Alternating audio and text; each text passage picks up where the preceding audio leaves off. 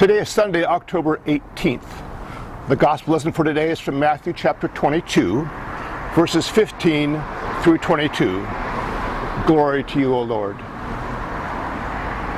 We read, "Now the Pharisees went and plotted to entrap Jesus in what he said.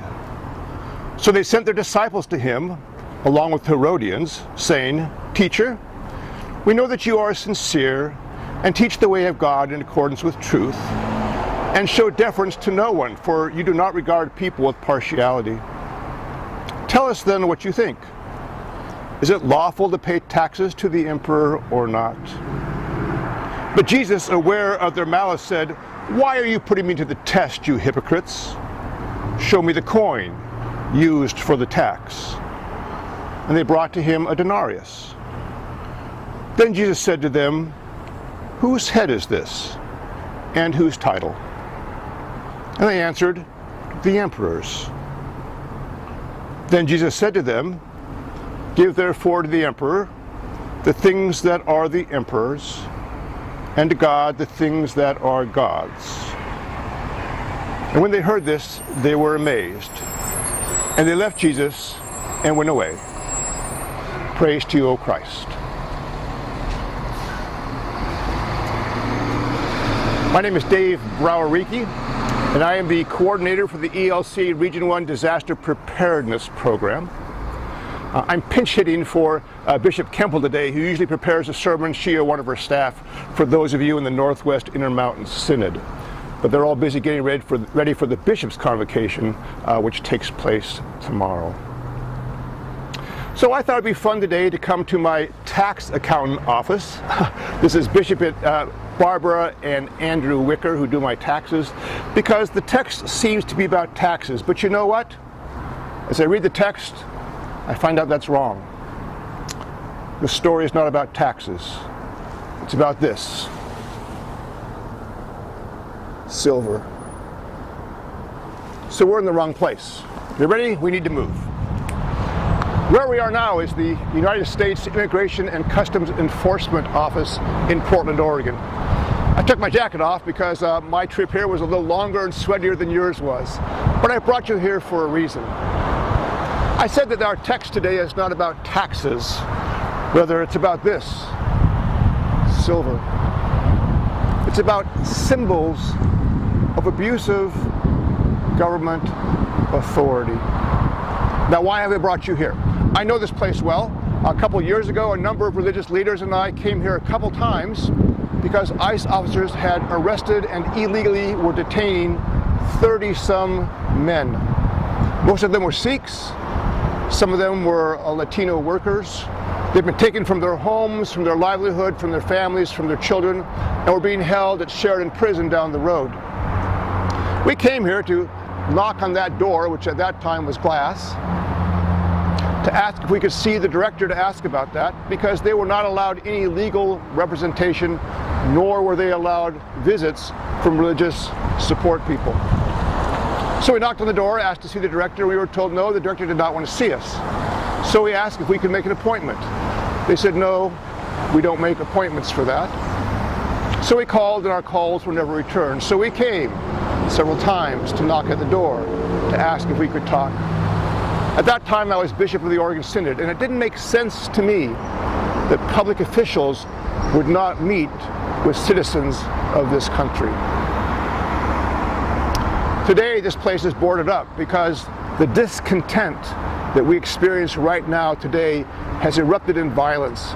And sometimes that violence has been directed at this building as a symbol of what some interpret as abusive government interference in our lives. What does that have to do with this, with silver? Well, here's our story today. What we read in our story from the gospel is that the Pharisees went to discredit Jesus and make him look like a fool. So they send some of their disciples, we read, with some of the Herodians. That's interesting. And they come to Jesus and say, "Jesus, we know you're wise and you're fair and you know the law and you're partial to no one. We have a question for you. Is it lawful to pay taxes to the emperor or not?" Now the text says that Jesus is well aware of their malice. And he says, "You hypocrites, show me the coin used to pay the taxes." And they show him the coin. You got to wonder who had it. I mean, the Pharisees would never touch a Roman denarius. That was the coin, incidentally. The coin of the realm, a silver denarius. You see, Rome had been occupying the Jewish nation for over 60 years at the time that Jesus was born, and people hated them. They were abusive. They had to pay taxes. And the silver Roman denarius was the value of a soldier's daily wage. The very people that the Jews were abused and put upon by, and they hated that.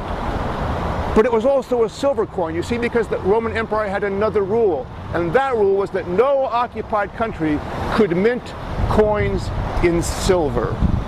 They could use copper, they could use brass, but no silver coins. Why was that? Silver is wealth. Silver is power. And the Roman Empire was built on power and privilege. We know that the people in Jesus' times had coins. In Mark chapter 12, there's a story about the widow's mite. That's a penny. We know there were money changers at the temple. But do you know why? The money changers were not at the temple to give you a fair exchange rate on your Babylonian darkness. They were there to make sure that none of these damn silver Roman denarius got into the offering plate, because that would surely be an offense to God. So who had the coin? It wasn't the Pharisees. They thought it was blasphemous. It had to be one of the Herodians who came with the Pharisees. You see, the Herodians were functionaries in Herod's court, and people considered Herod to be in league with Rome. They also were untrustworthy, abusive, and unclean. So Jesus says, "Show me the coin." Somebody brings it forward. Jesus does not take the coin, but he looks over and says, "Interesting, whose likeness and title is on the coin?" And they say, "The emperor's."